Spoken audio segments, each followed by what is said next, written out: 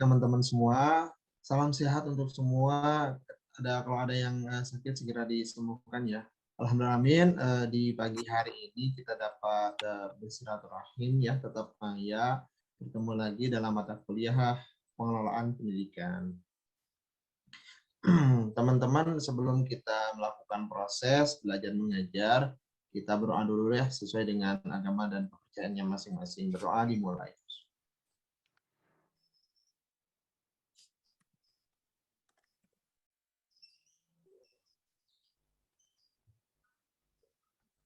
Berdoa tidak pernah selesai. Oke teman-teman, kita di hari Jumat ini berada di pertemuan keempat ya. Insya Allah saya, Bulala, dan Pak Dedi ini akan berbagi ya, diskusi sama teman semua terkait dengan manajemen sekolah atau manajemen kelas gitu. Sebelum ke sana saya persilakan kepada Bulala untuk mengabsen peserta didik. Kita cek suara dulu ya teman-teman ya. Oke, Naila ada? Naila? Ada Naila. Ibu. Hadir Ibu. Oke. Eka Ilhani ada? Hadir. Oke. Ahmad Sindu. Hadir Bu. Ahmad Sindu? Hadir Bu. Oke. Nabila. Nabila Novia. Hadir Ibu. Oke. Naura Sabita. Hadir Bu. Oke. Fatimah. Hadir Bu. Gina Mustika. Hadir Ibu. Oke. Farah Asifah. Hadir Ibu. Nivela Sakina. Ya, Nivela ada Nivela? Nivela nggak ada? Hadir Bu. Oh, oke. Azahra. Azahra Nabil. Hadir Ibu. Oke. Salva. Hadir Bu. Desrika Putri. Hadir Bu. Diva Dwi. Hadir Bu. Dea Fauzia. Hadir Ibu. Oke. Hilda. Hadir Bu. Linda. Hadir Bu. Shalfanisa. Hadir Ibu. Arina. Hadir Bu. Oke. Beatrice Ruth. Hadir Bu. Oke. Egi. Hadir Ibu. Oke. Maulida Hasanah. Hadir Bu. Oke. Alvina. Hadir Bu. Oke. Nadia. Hadir Bu. Oke. Muhammad Rifki. Agita. Hadir Ibu. Oke. Sakinah Nur Laila. Sakinah ada Sakinah? Sakinah? Gak ada ya? Andrean Esa. Hadir Ibu. Rara. Rara Jati Anggraini. Hadir Ibu. Oke. Hadir. Rona apa? Hadir Ibu. Oke. Raffi. Hadir Ibu. Hasna. Hadir Ibu. Rani. Rani Mahani ada? Hadir Ibu. Oke. Bagas Abdurrahman. Hadir Bu. Widya. Hadir Bu. Santi. Hadir Bu. Risma. Hadir Bu. Oke. Nia. Nia. Hadir Ibu. Sali. Hadir Ibu. Oke. Intan Sari. The last one. Hadir Bu. Oke. Jadi yang nggak masuk cuma satu ya. Sakinah nggak ada ya. Oke. Gina Mustika left. Sudah absen left. Oke. Oke, silakan Pak Husni biar Pak Husni duluan. Ya, terima kasih Bu Lala udah cek sound ya teman-teman. Gitu. Ini cek sound tapi gak ada kameranya. Mukanya kemana Ya. ini? Coba open dulu, open Ganteng. cam. Cuman On cam Arina. dulu ya. Yes. On cam dulu, kita screenshot dulu ya. Oke. Oke, sudah dia? Mau on cam? Ya kan ini Jumat berkah ya teman-teman. Harus pada ganteng, cantik ini. Yang laki-laki harus ganteng siap-siap Jumatan ya. Oke, siap. Slide pertama. 1, 2, 3. Oke, slide kedua. 1, 2, 3. Oke, terima kasih.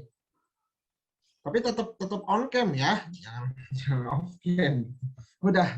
Oke teman-teman, di pagi hari ini kita akan diskusi ya terkait dengan manajemen sekolah. Sebelumnya materi kemarin masih ingat gak terkait dengan jalur jenis jenjang di satuan pendidikan? Itu coba saya review dulu ya, Hasna. Materi apa pada minggu kemarin? Mengenai tempat belajar, terus jenjang, terus persyaratan pendidikan, tentang kurikulum, dan ini penilaian. Penilaian, oke. Muhammad Rifki, jenjang pendidikan apa aja?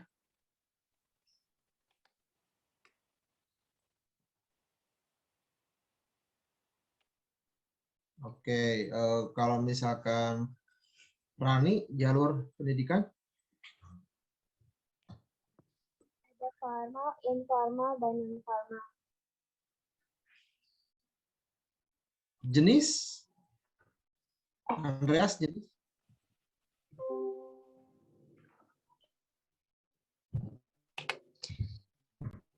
Andreas, ada? Halo? Jenis pendidikan?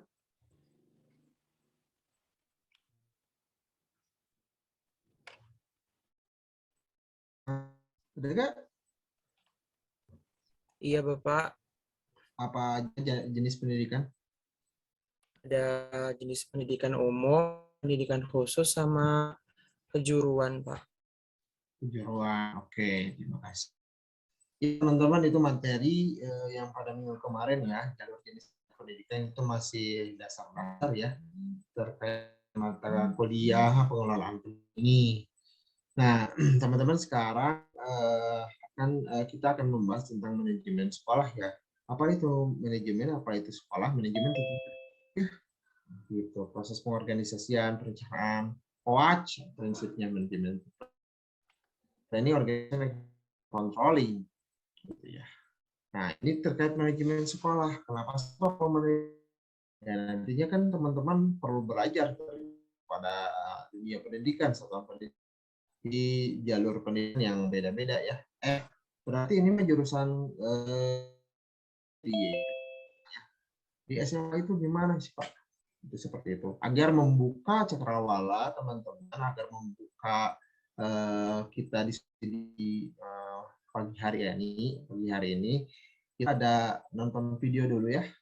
Ada video sekitar 2 menit 30 detik.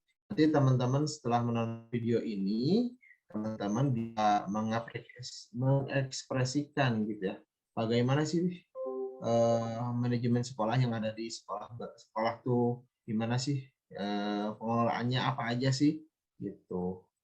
Ntar belum share audio. Oke.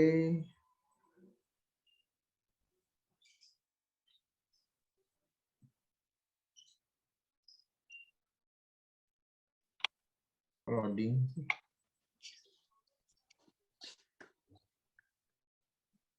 Bentar ya.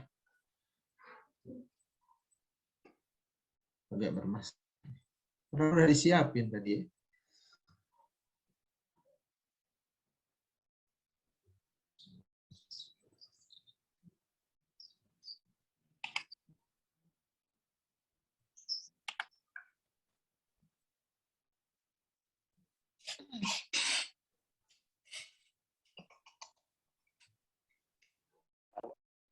Perbaikan pasca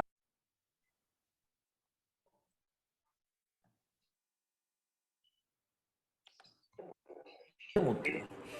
Manajemen dikatakan bermutu jika sesuai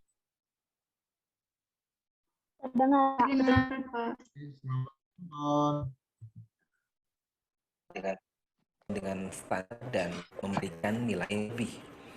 Definisi sederhana ini dikokohkan dengan 6 prinsip dasar, yakni yang pertama, kepemimpinan yang handal. Pemimpin yang baik adalah pemimpin yang memberikan kesempatan yang cukup kepada para anggotanya, mendelegasikan tugas dengan baik, serta tidak lupa menjaga dengan kontrol yang pas. Yang kedua, kepuasan wali murid. Ujung dari manajemen yang dilakukan secara bermutu adalah memenuhi kebutuhan dari wali murid sehingga mereka menyatakan puas atas layanan pendidikan yang diberikan. Yang ketiga, pemberdayaan SDM. Orang-orang yang di dalam organisasi sekolah kita bukanlah mesin uang, bukan robot, dan bukan hanya diperas tenaga dan keringatnya.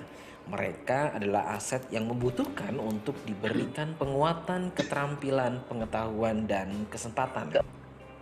Keempat, perbaikan berkelanjutan.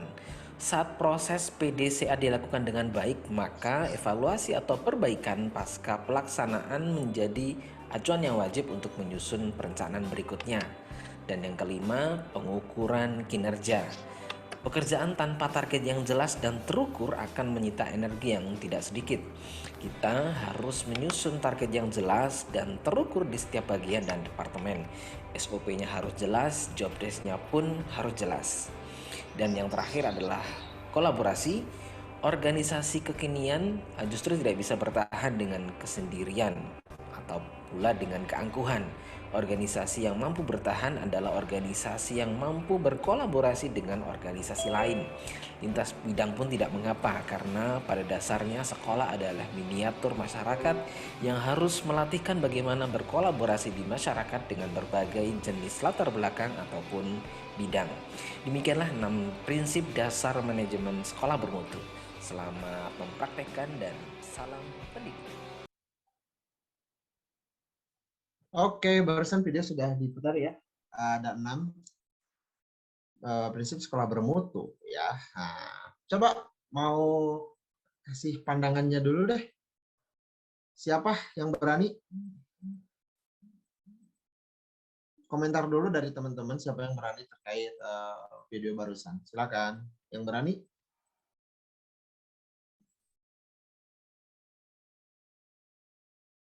Deh, ada. Coba ditunjuk aja. Arina, coba. Arina. Pendapat Arina ya, Pak? Ya, ya, betul. Jelas suaranya. Izin off cam dulu ya, Pak. Kalau menurut Arina gitu, pendapat Arina terkait tadi manajemen sekolah. Caranya agak putus-putus Pak di Arina. Iya. Menurut pendapat Arina sendiri, hal-hal dari 6 aspek tadi itu memang perlu gitu ya di lingkungan sekolah, karena hal itu tuh bisa menjadi suatu ukuran sekolah untuk menjadi yang sekolah yang lebih baik gitu dibandingkan yang ada gitu. Mungkin itu Pak. Oke, baik. Terima kasih. Bagus, Arina. Coba siapa ya? Nabila Novia.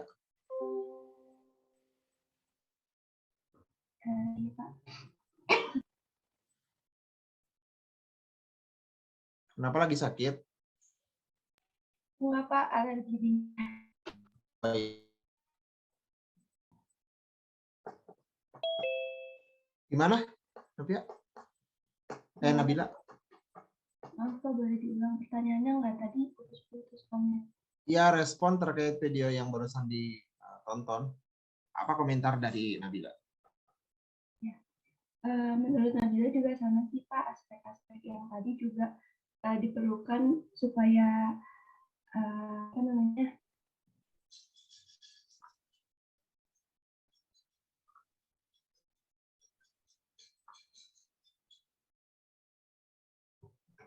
Putus-putus. Oke, ganti aja. Ganti aja sama Agita Kurniasari. Halo Agita. Halo Bapak. Ya, komentar kita terkait video yang barusan. Bapak bagaimana Pak? Komentar terkait video yang barusan ditonton.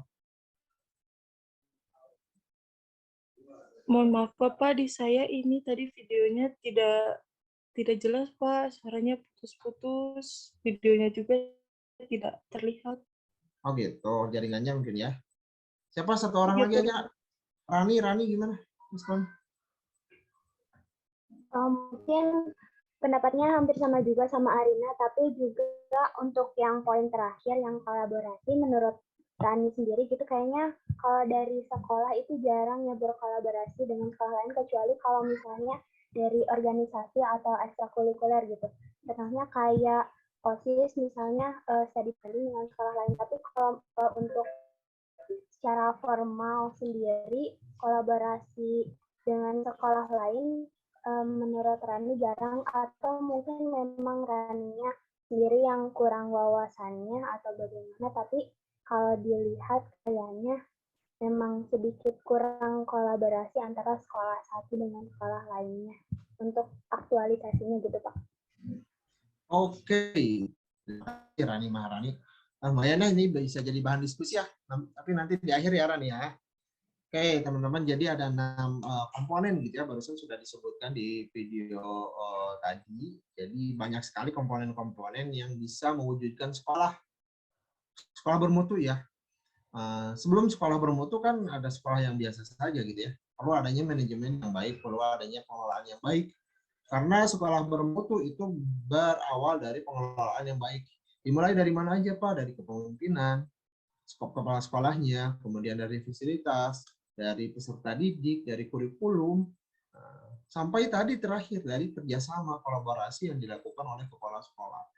Gitu. Kolaborasinya seperti apa? Kolaborasi kalau misalkan SMK itu kan dengan dunia usaha, dengan dunia industri, gitu. Bagaimana sekolah itu bisa mengarahkan siswa kepada pekerjaan yang diidamkan. Contohnya sekarang di SMK, ya SMK itu adanya kurikulum apa ya? Katanya tuh ada kurikulum ini mata ekstrakurikuler Mobile Legend e-sport gitu. Nah, jadi sangat-sangat dinamis ya dunia pendidikan tuh. Gitu. Kalau misalkan ada suatu SMK ada di suatu wilayahnya tuh dekat dengan pelabuhan laut, maka SMK itu berdiri sesuai dengan potensi daerahnya. Gitu. SMK pelabuhan berarti. Jadi jurusannya itu adalah pelayaran, mungkin perkapalan, gitu ya, perikanan, seperti itu. Nah, banyak sekali gitu ya manajemen sekolah yang perlu kita gali, yang perlu kita kembangkan. Cuman teman-teman ini kan nanti jurusan pendidikan kimia ya, jadi kedepannya teman-teman akan langsung terjun di kalau ruang lingkup kecil sekolah itu adalah miniaturnya adalah kelas, maka teman-teman perlu mengelola kelas gitu. Kenapa kan perlu mengelola kelas? Karena yang kecil-kecil dulu aja lah ya. Gitu. Syukur-syukur nanti ke teman-teman bisa mengelola sekolah. Mau sekolah sama siapa ya? Kepala sekolah gitu ya. Kalau mengelola kelas, kalau dalam SKS jam pelajaran ya, kalau di sekolah tuh jam pelajaran teman-teman dikasih 2 jam pelajaran, maka di sana teman-teman bisa leluasa bagaimana menciptakan pembelajaran yang efektif dan efisien. Bagaimana si siswa itu belajar dengan nyaman, dengan aman, dengan kondusif, gitu ya. Oke, saya share screen ya. Materi.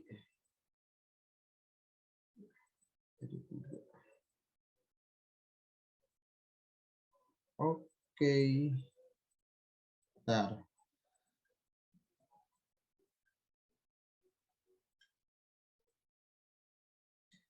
Nah, ini teman-teman materi tentang pengelolaan kelas ya.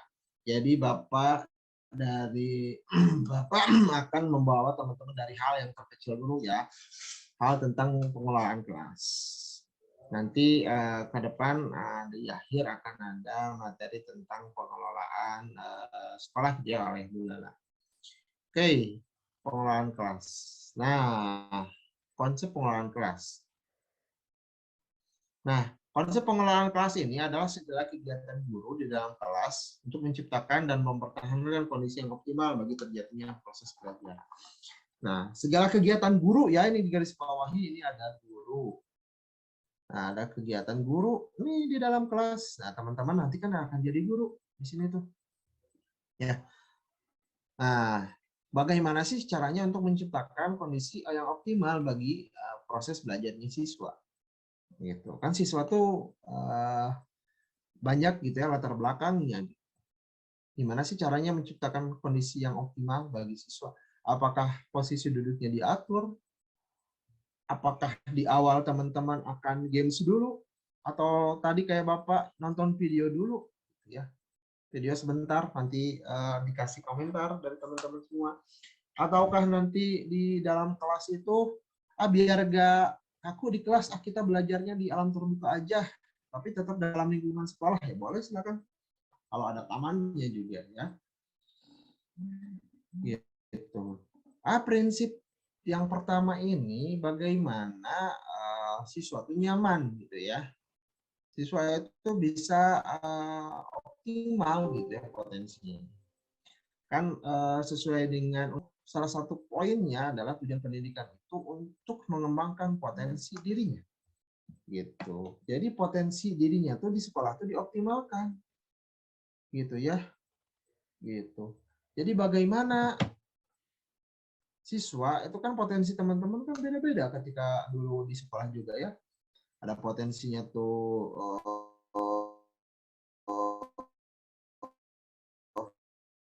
yang main musik ataupun suka ekstrakurikuler yang lainnya gitu.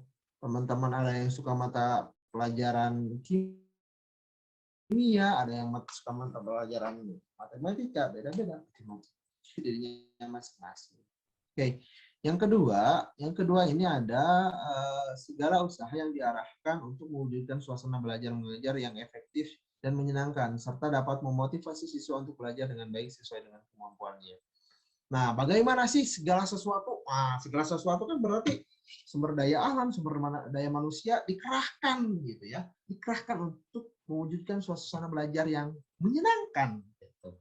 Sesuai dengan filosofi Ki Hajar Dewantara bahwa sekolah itu adalah tempat yang menyenangkan untuk melakukan proses pembelajaran, gitu ya, teaching and learning katanya tuh. Gitu. Nah, bagaimana guru itu dapat memotivasi siswa sesuai dengan kemampuannya? Gitu. Bagaimana sih Pak caranya? Ya itu kewenangan guru, gitu ya. Kemampuan guru untuk memanage suatu kelas, untuk mengatur suatu kelas agar kelas itu berjalan dengan baik, gitu ya. Nah, ini konsep yang ketiga adalah kegiatan guru untuk menumbuhkan dan mempertahankan kelas yang efektif melalui tujuan pengajaran, pengaturan waktu, dan pengaturan ruangan dan pengelompokan siswa. Nah, ini lebih spesifik lagi ya teman-teman. Jadi di dalam kelas itu, di dalam organisasi kelas itu agar efektif itu dimulai dari tujuan pengajaran, kemudian waktu, ruangan, peralatan, dan pengelompokan siswa dalam belajar. Nah, nanti ini teman-teman kan ketika belajar mengajar di kelas itu kan guru itu tidak langsung datang aja Kak. Pasti adanya suatu perencanaan agar si guru itu bisa mempunyai bahan dalam rangka memberikan pengajaran kepada siswanya gitu. Nah, guru juga kan memperhatikan waktunya. Misal mata pelajaran pendidikan agama Islam itu 2 jam pelajaran. 2 jam pelajaran berarti 90 menit ya. 90 menit itu gimana caranya dalam satu pertemuan itu ya, guru itu kan bawa RPP ya, perencanaannya seperti apa, evaluasinya seperti apa, materinya apa, tertulis dengan jelas. Itu terkait pengaturan ruangan juga. Pengaturan ruangan ini dalam artian kebersihan, ventilasi ya, nanti akan dibahas di selanjutnya. dan pengelompokan siswa dalam belajar. Nah, pengelompokan siswa dalam belajar ini dilakukan biasanya oleh guru atau oleh siswa. Ada yang siswa milih, ada yang ditentukan oleh guru, gitu ya. Ada metodenya acak, ada metodenya silang, gitu ya. Silang tuh ini dibagi dulu yang pintar, misalnya yang punya kemampuan tinggi dibagi rata 5 kelompok. Nah, sisanya gabung kepada mereka. Gitu. Dan berdasarkan pengelompokannya tuh ranking ya, kalau dulu ya, ranking seperti itu. Ada yang misalkan tempat duduk ya udah aja dua kursi ini saling berhadapan, dua kursi ini saling berhadapan. Ada yang seperti itu. Ini terkait dengan pengelolaan kelas. Ini masih konsep ya, teman-teman. Oke. Selanjutnya ini ada terkait dengan tujuan. Kenapa sih kita harus belajar manajemen kelas? Nah, yang pertama ini untuk mewujudkan situasi kondisi belajar kelas baik di lingkungan belajar maupun kelompok belajar yang memungkinkan peserta didik untuk mengembangkan kemampuan semaksimal mungkin. Nah, jadi terwujudnya gitu ya, terwujudnya kondisi kelas yang baik. Nah, sebagai tempat belajar. Nah, agar apa sih? Agar kemampuan peserta didik itu bisa semaksimal mungkin dikeluarkan. Gitu ya. Jangan kemampuan peserta didik itu dipendam aja, jangan. Gitu ya. Kurang baik. Ya. Dikeluarkan aja, di-up aja gitu. Oke, yang kedua ini adalah menghilangkan berbagai hambatan yang dapat menghalangi dan terwujudnya interaksi pembelajaran. Nah, hambatan-hambatan yang ada di kelas itu pasti ada berisik, gitu ya. Kemudian gerah, kemudian proyektor gak nyala, dan sebagainya. Nah, ini dihilangkan berbagai hambatan yang ada di sekolah, di kelas, gitu ya, untuk terjadinya interaksi pembelajaran yang efektif dan efisien. Oke, gitu. Selanjutnya ini ada menyediakan dan mengatur fasilitas serta perabotan belajar yang mendukung dan memungkinkan siswa belajar sesuai dengan lingkungan sosial, emosional, dan intelektual siswa dalam kelas. Nah, menyediakan dan mengatur fasilitas yang ada, Pak, contohnya apa? Ketika nanti di kelas offline, fasilitasnya kan fasilitas terdiri dari sarana dan prasarana ya. Jadi kalau misalkan sarana itu adalah alat seperti meja, kursi, gitu ya, perabotan yang bisa dipindahkan. Kalau misalkan prasarana itu alat penunjang, gitu. Contohnya apa? Kelas, lapangan. Jadi sifatnya hal-hal yang tidak bisa dipindahkan dan besar, gitu. Nah, untuk apa sih? Untuk mendukung gitu ya siswa belajar sesuai dengan latar belakangnya.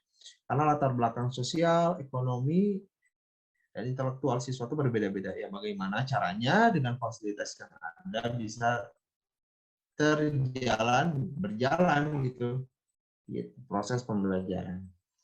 Ketika online gimana? Ketika online kan tersedianya fasilitas seperti laptop, HP, jaringan, gitu ya. Alat tulis nih, teman-teman jangan lupa ya. Alat tulis, pulpen, kertas, buku. Kalau di sini saya mouse, charger dan sebagainya. Bagaimana fasilitas belajar itu ada gitu ya. Dan ini sangat-sangat mendukung ya intelektual siswa dalam kelas gitu. Karena intelektual siswa, kemampuan siswa itu kan berbeda-beda pasti ya. Gitu. Jadi gimana caranya intelektual siswa itu meningkat sesuai dengan potensi dan kemampuan. Nah, ini yang terakhir tujuannya itu untuk membina dan membimbing siswa sesuai dengan latar belakang sosial, ekonomi, budaya, serta sifat-sifat individunya. Nah, ini sangat-sangat jelas ya. Potensi siswa, potensi masing-masing keluarga, lingkungan pasti berbeda. Ya, diharapkan dengan adanya sekolah itu bisa memfasilitasi dan bisa membimbing siswa tanpa melihat latar belakang ekonomi, sosial, budayanya. Karena di sekolah itu harus diperlakukan sama ya. Kecuali ada orang yang berkebutuhan khusus ya. Ketika sudah disampaikan di materi yang kemarin, nah orang yang berkebutuhan khusus berarti ditangani dengan perlakuan khusus juga. Nah, idealnya beda dengan sekolah yang umum, gitu ya, agar penanganannya bisa tepat gitu ya. Gitu. Latar belakang sosial, dikarenakan kita di sekolah itu kan banyak dari berbagai RT RW ya, desa, kelurahan dan sebagainya, maka latar belakang sosialnya beda juga gitu. Tempat tinggal sangat menentukan latar belakang sosial gitu ya, mau tinggal di gang, di pinggir jalan, atau dimanapun itu sangat-sangat mendukung latar belakang sosialnya. Nah, budaya, kalau budaya ini kan kurang lebih sama ya, karena kita orang dari satu daerah, budayanya pasti sama, yang umum, sesuai dengan norma-norma yang berlaku. Nah, kalau sifat-sifat individu ini pasti berbeda ya teman-teman. Orang kembar juga pasti beda ini sifat individunya. Nah, ini perlu difasilitasi oleh para guru dalam rangka membina pembelajaran gitu ya, membina siswa agar mengembangkan potensi dirinya. Gitu. Oke, lanjut dulu ya. Lanjut lagi. Oke. Nah, kegiatan yang ada di pengelolaan kelas itu apa aja sih, Pak? Kegiatan pengelolaan kelas itu ada 2 ya, teman-teman. Ada yang mengatur orang, ada yang mengatur fasilitas. Nah, mengatur orang ini berarti mengatur pada individu-individu ataupun kelompoknya. Gitu. Mengatur, prinsipnya pengelolaan kelas ini adalah mengatur peserta didik gitu ya. Yang pertama ini mengatur tingkah lakunya.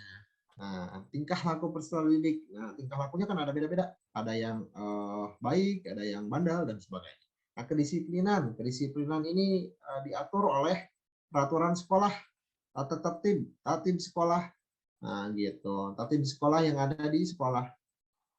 Kedisiplinan contohnya apa aja? Masuk pukul 7, pulang pukul 2, istirahat pukul 10. Nah, kalau misalkan ini pakaian putih biru gitu ya. Ketika hari Senin, ketika hari Kamis batik, Jumat koko, Sabtu pramuka kalau ada. Nah, itu terkait kedisiplinan diatur oleh tata tertib. Gitu ya. Adapun rambut gondrong, kemudian rok di bawah mata kaki bagi yang berkerudung, kemudian baju tidak ngetat, celana tidak ngetat, itu kan perlu diatur juga ya. Itu dalam rangka pengelolaan kelas dan pengelolaan sekolah juga itu ya, termasuk. Karena itu dikeluarkan oleh sekolah, oleh kepala sekolah dan tangannya ya. Nah, kemudian ini yang ketiga, ini ada minat atau perhatian. Nah, minat siswa, siswa ini minatnya kepada mata pelajaran A, matematika. Minatnya. Minat siswa tidak minat siswa ini kepada mata pelajaran bahasa Indonesia. Perhatiannya dia fokus kepada penglihatan, audio, visual. Nah, ini lebih cepat visual siswa ini. Kalau misalkan penglihatan ya, kalau misalkan audio ini enaknya mendengarkan siswa ini. Kalau misalkan lebih bagus lagi ini diskusi. Nah, gitu ya terkait minat. Nah, minat juga teman-teman ketika di SMA itu kan ada peminatan nih. Jadi ketika teman-teman sekolah di SMA IPA, teman-teman bisa mengambil mata kuliah IPS ya. Mata pelajaran IPS. Tapi dibatasi ya cuma 1 gitu ya. Gitu. Untuk kurikulum sekarang beda lagi nanti dibahas ya. Nah, kemudian gairah belajar, ini gairah terkait dengan semangat siswa. Ketika siswa itu kan tadi dari berbagai latar belakang ya, latar belakang ekonomi, sosial dan sebagainya, pasti kan nggak tahu kita tuh siswa ini punya masalah atau enggak, gitu. Bagaimana di sana tuh ada gairah dulu, semangat bagi siswa. Dan kemudian ini di akhir ada dinamika kelompok ya teman-teman. Dinamika kelompok ini digunakan agar bagaimana mengatur kelompok agar bisa kondusif gitu ya. Kadang ada geng-gengan gitu ya di sekolah tuh ya. Saya pengen sama si A, si B dan sebagainya. Gitu. Harus diatur ini terkait kegiatan mengatur orang. Yang kedua ini ada mengatur fasilitas. Nah, fasilitas ini tadi kan sarana dan prasarana ya. Nah, berkaitan dengan apa saja, di sini ada ventilasi. Ventilasi ini terkait dengan aliran udara yang masuk sekolah, ke ruang kelas bisa dari jendela gitu ya, lorong-lorong gitu, pencahayaan. Nah, pencahayaan ini berarti berasal dari jendela juga ya, jendela atau lampu gitu ya. Gimana kelas tuh gak sumpek gitu ya, gak padam, jadi tetap terang gitu ya teman-teman. Kemudian ini ada kenyamanan ya teman-teman. Kenyamanan yang ada di ruang kelas itu bisa diatur dari kebersihan, dari kemudian dari wangi gitu ya. Kemudian ada letak duduk. Nah, letak duduknya nanti akan dibahas ya di akhir.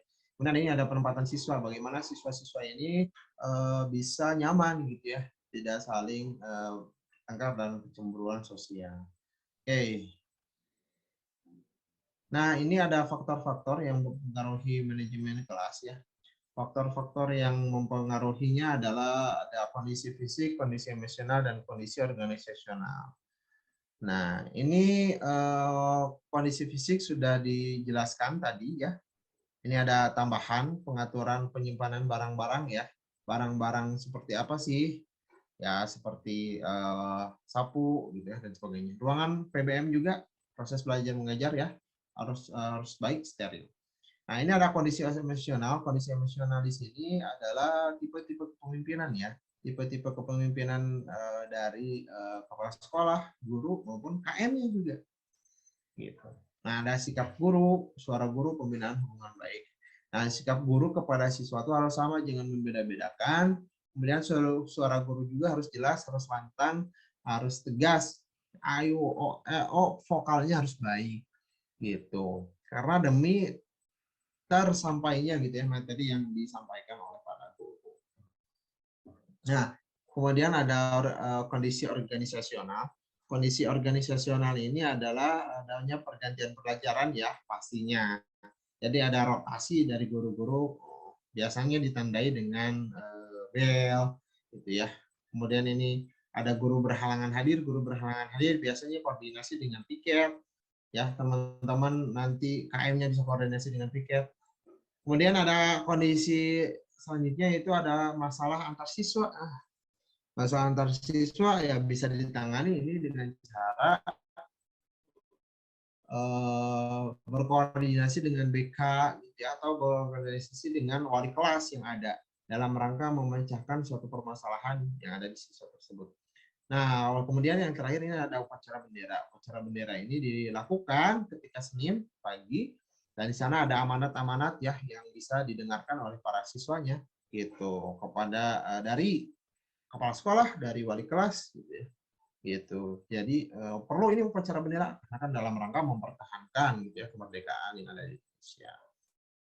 Nah, teman-teman semua tentunya di dalam kelas itu tidak berjalan dengan lancar gitu. Pasti adanya permasalahan-permasalahan yang ada di dalam manajemen kelas gitu ya. Jenis masalahnya bisa diklasifikasikan menjadi dua, yaitu masalah individu dan masalah kelompok. Tentunya masalah kelompok, individu dan kelompok ini berasal dari tiga latar belakang, sosial, ekonomi, kemudian masyarakat maupun lingkungan rumah ya. Nah, tentunya masalah ini perlu dilakukan pemecahan masalah dengan solusi-solusi yang ada. Nah, ketika adanya suatu masalah, maka perlu adanya suatu identifikasi yang dilakukan oleh guru ataupun BK. Nah, identifikasi masalah ini penting dalam rangka untuk memecahkan suatu masalah agar solusinya itu sesuai dengan tepat dengan sasaran. Nah, usaha pemecahan masalahnya apa aja sih? Nah, ini ada sifatnya pencegahan dan ada sifatnya penyembuhan. Nah, ada yang mengatakan mencegah lebih baik daripada mengobati, gitu, ya. Nah, mencegah ini adanya peningkatan gitu ya, kesadaran diri, baik itu sebagai guru maupun sebagai peserta didik, gitu ya. Nah, kalau misalkan sifat penyembuhannya itu mengidentifikasi masalah, menganalisis masalah, menilai alternatif permasalahan dan mendapat balikan. Nah, ini kalau misalkan sifat penyembuhan ini sangat-sangat diperkecil ya. Karena masalah itu segimanapun juga kan akan menimbulkan suatu konflik yang ada. Gitu. Nah, mendapat balikan ini mendapat respon. Apakah alternatif yang sudah dilakukan, apakah alternatif yang sudah diberikan oleh guru ini bisa berdampak positif kepada siswanya atau malah negatif gitu. Makanya perlu adanya respon dari siswa gitu ya. Nah, ini ada aspek-aspek gitu ya. Masalah dalam manajemen kelas ini banyak sekali. Seperti kehadiran gitu ya, mendelan dan sebagainya. Nah, di sini Bapak langsung ke letak duduk ya. Karena perlu ini dan sangat-sangat jarang sekali ketika dilakukan di kelas. Ada 10 bentuk teman-teman penataan kelas ini. Yang pertama adalah bentuk U. U ini ya udah tervisualisasi ya di dalam PPT ini. U. Nah, ini syaratnya berarti ruang kelasnya tuh harus lega gitu ya. Nah, ini guru tuh bisa leluasa, bisa melihat antara satu sama lain. Nggak ada duduknya yang di belakang, nggak ada gitu ya, di depan semua ini. Nah, ini keuntungannya guru dapat mendistribusikan tugas-tugasnya gitu ya. Enak gitu loh.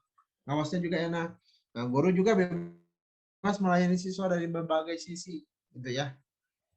Jadi terpusat kepada guru karena berarti terpusatnya di sini. Sini gitu. Nah, selanjutnya ini ada U yang lain. Nah, U yang lain ini bisa memungkinkan di dalam satu kelas yang agak gemuk ya, yang ruangannya kecil, pas-pasan gitu ya, bisa dilakukan.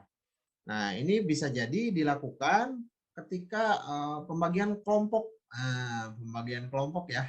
Ada tugas-tugas, misal presentasi teman-teman di sini, teman-teman yang lain ini kelompok. Nah, ini melakukan diskusi, melakukan pertanyaan, sanggahan, dan sebagainya. Nah, ini juga sama, gaya tim ini namanya ya. Dalam konsepnya sama kayak bentuk U ya, cocoknya untuk tim. Nah, ini ada meja konferensi ya teman-teman. Formasi ini meminimalkan dominasi guru, tapi memaksimalkan peran siswa. Nah, di sini kayak apa ya, posisi makan mungkin ya ini ya. Jadi saling berhadapan, tapi bukan makan juga, tapi diskusi. Dalam rangka ya tadi untuk meminimalkan dominasi guru. Jadi banyak siswa yang terlibat aktif dalam diskusi ini. Nah, ada juga di sini meja konferensi tetap sama, cuman tadi guru kan duduknya di ujung, ini kan duduknya di tengah.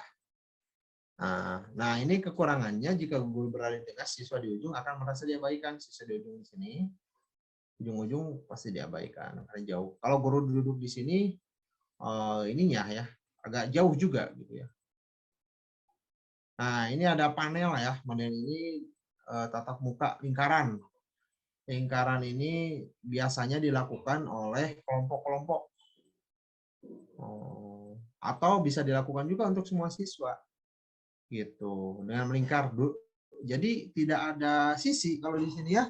Guru bisa duduk di mana saja karena lingkaran. Semua bisa terawasi. Gitu, dengan metode diskusi lingkaran ini. Sangat-sangat mudah gitu ya untuk interaksi juga, bisa saling berhadapan tapi agak jauh. Oke, ini ada lingkaran yang lain, lainnya juga, cuman di satu sudut di sini ada bisa jadi buat jalan, buat space gitu ya. Barangkali mau ada yang ke belakang, gitu ya. Tetap lingkaran, cuman di tengahnya agak dipotong. Nah, formasi ini yang selanjutnya adalah kelompok pada kelompok. Jadi ini di sini ada kelompok 4, 6, gitu, 8, gitu. Di sini formasi pada diskusi kelompok, gitu ya.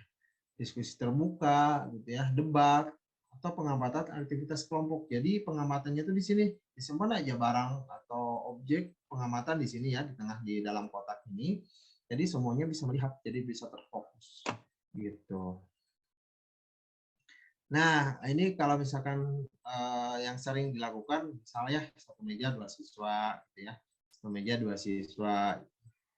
Nah, jadi cocok untuk lingkungan aktif di lab. Tapi posisi duduknya silang-silang ya teman-teman. Jadi bukan sejajar, tapi silang untuk mengamati gitu ya. Biasanya ini dilakukan di lab-lab. Nah, kemudian pengelompokan selanjutnya yaitu berpencar. Nah, berpencar ini dilakukan biasanya ada delegasi dari satu kelompok untuk melakukan diskusi di huruf N ini, di balok ini, di tengah ini. Jadi teman-teman yang lain bisa merembukan gitu ya, dan bisa mengasih usul kepada yang di depan ini. Gitu. Ini dilakukan untuk dalam proses pengelompokan diskusi. Ya. Oke, selanjutnya. Nah, ini posisi Pi ya. Nah, kayak DPR, posisi duduk DPR ini. Nah, jadi bisa 30-an lebih, semi Pi, letter Pi ya. Nah, ini dapat mengurangi jarak antar siswa gitu ya. Pandangan kelas lebih leluasa daripada deretan lurus. Jadi lebih bisa meminimaliskan gitu ya, dan memaksimalkan ruangan kelas yang ada. Nah, ini selanjutnya kelas tradisional. Nah, ini sangat-sangat banyak dipakai gitu ya. Ketika teman-teman di sekolah juga banyak yang memakai metode atau pengelompokan kelas seperti ini. Nah, ini yang terakhir. Yang terakhir ini ada metode auditorium ya. Auditorium ini biasanya dilakukan dalam pameran-pameran gitu ya.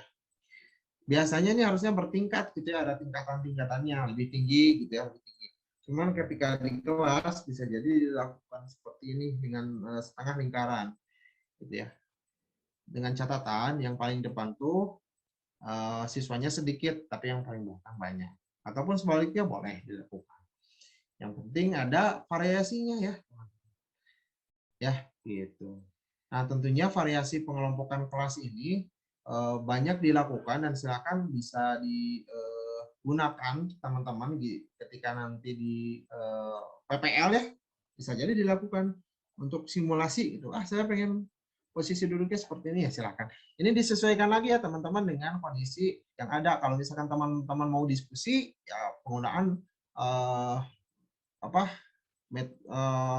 pengelompokan belajar gitu ya, kayak tadi kayak meja makan ataupun U, V dan sebagainya, itu disesuaikan lagi.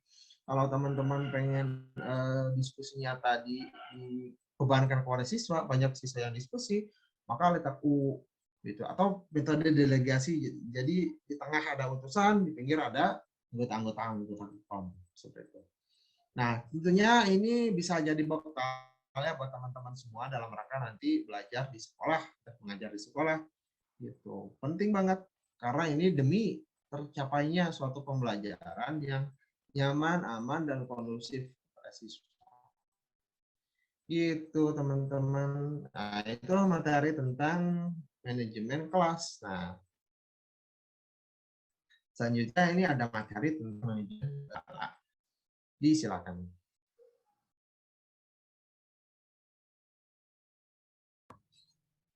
Oke, itu tadi ya pemateri definisi menarik sekali ya teman-teman buat para guru, iya para calon guru kimia ini menarik gak?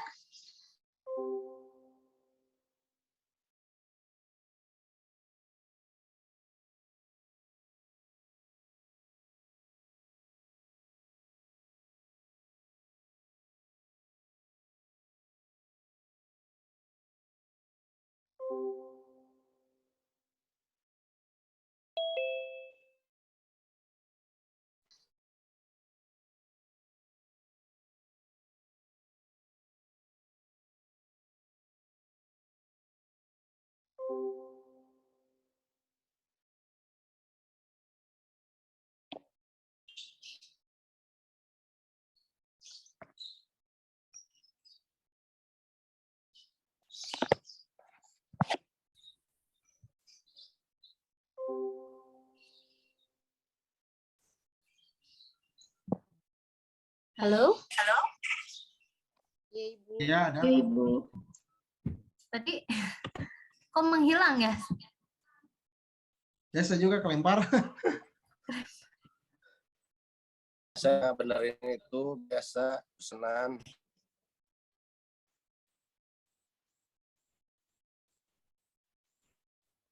Makanya ini beda, lihat tuh fotonya. Iya, Pak.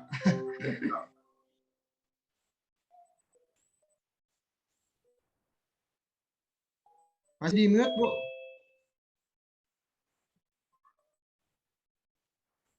Iya, masih di mute. Mohon maaf. Oke, tadi menarik sekali ya yang sudah disampaikan oleh Pak Husni. Udah siap jadi guru kimia dengan apa pengelolaan terkecilnya tadi apa pengelolaan kelas ya. Oke. Sampai sini ada pertanyaan dulu nggak teman-teman tentang manajemen kelas tadi yang disampaikan oleh Pak Husni? Ternyata sespesifik itu ya, sedetail itu kalian harus mengatur mulai dari pencahayaan, duduk, bahkan sendiri pun itu harus benar-benar di-manage dengan baik, betul tidak? Karakteristik mahasiswa yang banyak, misalnya di sini ada yang aktif, ada yang tidak, gimana caranya sebagai guru bisa membuat mahasiswa itu berpartisipasi dalam pembelajaran, bahkan sampai saja harus benar-benar di manage, betul tidak? Nah, oke. Coba saya mau cek dulu deh. Rani Maharani. Kalau di sekolah Rani dulu deh dari SMA, apa sih sebenarnya yang menjadi perbedaan di kelas Rani waktu SD, SMP, SMA? Ngerasa nggak sih? Atau sama aja misalnya?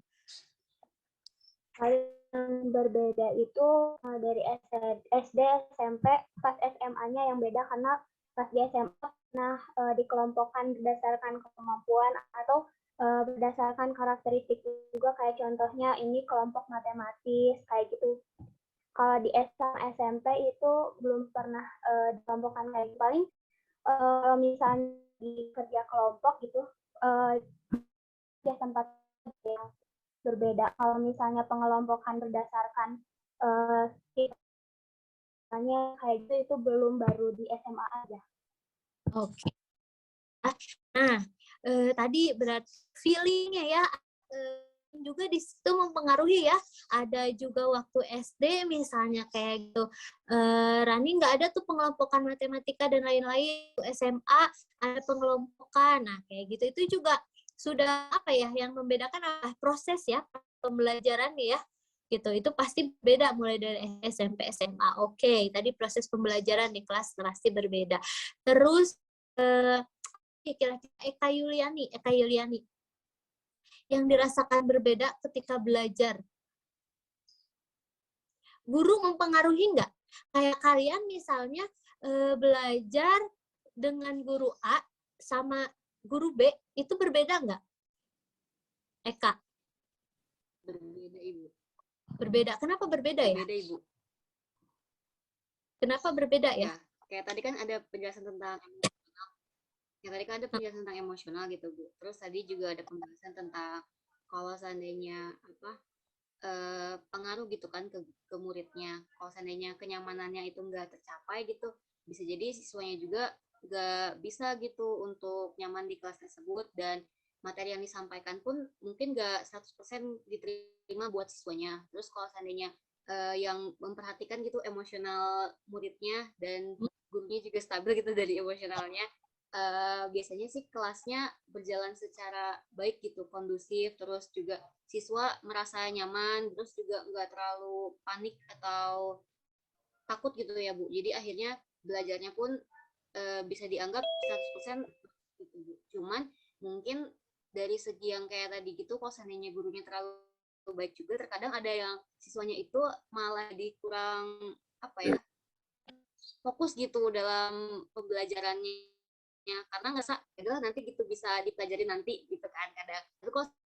seandainya gurunya gurunya menunjukkan sikap yang agak tegas gitu lah, otomatis kan siswanya jadi memaksakan diri untuk ya aku harus memperhatikan untuk sebagian siswa yang emang perlu guru yang seperti itu. Tapi buat sebagian siswa yang emang nggak bisa gitu sama guru-guru yang terlalu galak gitu, maksudnya menunjukkan kalau dia itu tegas gitu kan Bu, jadinya nggak bisa gitu buat diterapin kayak gitu. Jadi kayaknya sih emang harus ada itu sih Bu, pengaruh pembagian kelasnya itu harus merata gitu buat guru yang emang terkesan tegas gitu sama guru yang emang baik, maksudnya lebih lebih tenang gitu pembawaannya Bu, nggak terlalu tegang gitu kelasnya. Oke, Kak Eka. Tadi Eka menyoroti kepada emosional gitu ya. Nah, itu juga akan mempengaruhi, sangat-sangat mempengaruhi terhadap manajemen kelasnya. Gimana sih anak bisa memperhatikan semua, ada sebagian anak yang tidak memperhatikan manajemen kelas, sampai emosional saja diatur, tempat duduk aja diatur. Itu juga bagian dari manajemen kelas terhadap tidak orang-orang yang hidup, tapi benar-benar juga harus di manage dalam kelas, benar nggak gitu? Nah, itu juga nanti menjadi salah satu hal yang memang harus diperhatikan oleh kalian juga sebagai guru. Oke, itu. Nah, sekarang kita coba lihat bahwa nanti kalian jadi guru itu tidak sebatas bisa menjadi guru saja. Kalian juga bisa jadi, ini muka-muka para kepala sekolah nih yang saya lihat di sini gitu kan. Ada Arina, Arina Ufa kayaknya nih calon kepala sekolah nih gitu kan. Nah, otomatis manajemen yang harus dikelola itu tidak hanya manajemen kelas saja. Makanya ada yang namanya lingkup yang lebih besar lagi dari kelas. Ada manajemen sekolah. Sekolah juga apakah sama dengan memanage kelas? Arina, kalau misalkan Arina jadi kepala sekolah, apakah akan sama dengan memanage kelas dengan memanage sekolah? Bakal sama nggak, Arina? Beda. Bedanya apa sih? Bedanya kan kalau sekolah itu lingkupnya lebih luas ya, lebih ada terdiri dari gurunya juga. Kalau kelas kan murid dan guru itu sendiri. Kalau sekolah itu lebih tingkatannya lebih luas aja. Berarti kita lihat dari lingkup ya. Lingkup kelas dan sekolah itu lebih besar. Sekolah itu lebih besar daripada kelas. Sehingga lingkup yang harus di-manage-nya juga lebih luas, lebih besar. Kalau tadi hanya sekedar siswa yang harus di-manage dalam satu kelas, kalau misalkan kalian jadi kepala sekolah, tentu seluruh siswa yang ada di sekolah itu juga harus di-manage. Apakah sama cara manage sekelas dengan puluhan kelas? Itu berbeda ya. Nah, di sini dalam sekolah, dalam memanage siswa saja itu sudah menjadi suatu hal yang kompleks dalam sekolah. Itu tentu berbeda bagaimana cara memanage anak-anak di satu kelas, satu sekolah. Nah, selain itu, selain ada peserta didik ya, tadi masuknya siswa peserta didik ya, dalam sekolah, kira-kira Santi Deva lagi dalam sekolah. Santi Deva ada? Guru. Ada, Ibu. Oke, guru. Kenapa guru Halo? harus... Saya masuk? Iya, masuk Santi. Oke, Santi. Kenapa guru juga masuk dalam manajemen sekolah? Karena ruang lingkup sekolah itu luas yang tadi dijelaskan lebih lanjutan dari Arin. Tadi karena kalau sekolah itu aku semuanya gitu. Jadi di dalam kelas dan di luar kelas, dan di dalam sekolah juga kan ada TU-nya, lalu ada banyak sekali harus ditata gurunya, lalu tata usahanya, lalu wakil kepala, belum nanti ada jajaran-jajaran di organisasi sekolah juga banyak gitu, Ibu. Oke, kita sebut itu apa namanya? PT dan tenaga kependidikan. Tenaga kependidikan tadi sudah disebutkan, ada satpam, ada OB, itu juga masuk dalam tenaga kependidikan ya. Nah, itu kira-kira apa yang harus di-manage daripada PTK sih, Santi? Yang harus di-manage apanya sih mereka teh?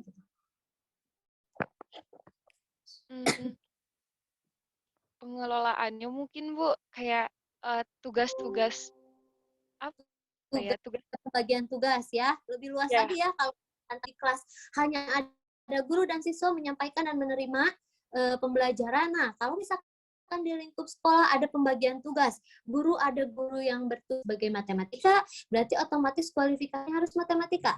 Ada yang guru melamar sebagai guru kimia, jangan kalian mengajar bahasa Arab, misalnya kayak gitu. Karena apa? Tujuan pembelajarannya akan berbeda, sehingga manajemen PTK itu juga harus diurus dalam manajemen sekolah. Sekelas apa tadi kualifikasi pendidikannya, minimal S1, lalu kompetensinya harus ada kompetensi pedagogi, kewirausahaan, dan nilai. Nah, itu juga harus di-manage. Oke. Lalu tadi sudah ada peserta didik, ada juga PTK. Oke, Bagas Abdurrahman, selain PTK peserta didik di manajemen sekolah itu apalagi sih yang harus di-manage, Bagas? Mungkin ada sarana dan prasarana, Bu, kayak gedung kelas dan lain-lain. Apa tadi? Ada bangunan dan kelas. Kira-kira apa aja yang harus di-manage daripada sekolah bersangkutan sama sarana prasarana, Bagas? Di-manage-nya harus seperti apa sih? Mungkin di spesifikasi ya, Bu. Jadi ruang kelas itu harus bagaimana, misalnya toilet itu harus bagaimana, aula dan juga laboratorium. Oke, biasanya sama apa sih sangkutannya? Sama ukurannya ya. Bahkan sampai kalian di kelas aja misalnya. Untuk SD, SMP, SMA, luas setiap orang itu berbeda. Misalnya kalau misalkan sekarang SMA itu menurut peraturan pemerintahnya ada undang-undang yang mengatur tentang sarana prasarana bahwa setiap orang siswa itu harus memiliki luas 2 meter per orang. Sehingga kalau misalkan setiap ruang kelas itu ada 20 meter misalnya, berarti berapa orang sih yang bisa masuk dalam kelas? Nah, itu juga menjadi satu yang harus di-manage. Jangan sampai misalnya luas sekolah itu hanya 3 hektar, tapi dia menerima sampai puluhan ribu siswa. Nah, jangan sampai seperti itu. Maka dari itu, manajemen sarana prasarana juga masuk ke dalam manajemen sekolah. Tadi Bagas bukan harus ada toilet seperti apa, di dalam toilet itu ada apa saja. Kalau misalkan dilihat di sekolah kalian ada data checklist biasanya gini ya, ada gayung, ada apalagi tong sampah gitu ya. Di sekolah Bagas dulu ada kayak gitu nggak, Bagas? Apa namanya? Di pintu toilet itu biasanya ada data checklist, ada gadung, ada apa-apa aja sih yang ada di toilet, bener nggak? Ada nggak di sekolah Bagas? Ada, Ibu, biasanya di kelas. Nah, jadi itu juga menjadi oke. Ada kursi, ada berapa jumlahnya kayak gitu kan? Bisa juga mindahin kursi nih ke kelas sebelah misalnya kayak gitu. Sedangkan besoknya atau kelas selanjutnya mereka mau pakai kelas itu misalnya, kok kursinya jadi kurang. Nah, itu juga menjadi salah satu dari sarana prasarana. Oke, Bagas. Bagus ya, tadi ada manajemen sarana prasarana. Oke, Intan Sari, manajemen sarana prasarana apalagi yang ada dalam manajemen sekolah, Intan? Teman-teman akan terima maksimal 3 notifikasi. Setelah notifikasi 1, sistem akan coba lagi. Pak Usni bisa di-mute? Oke. Intan Sari.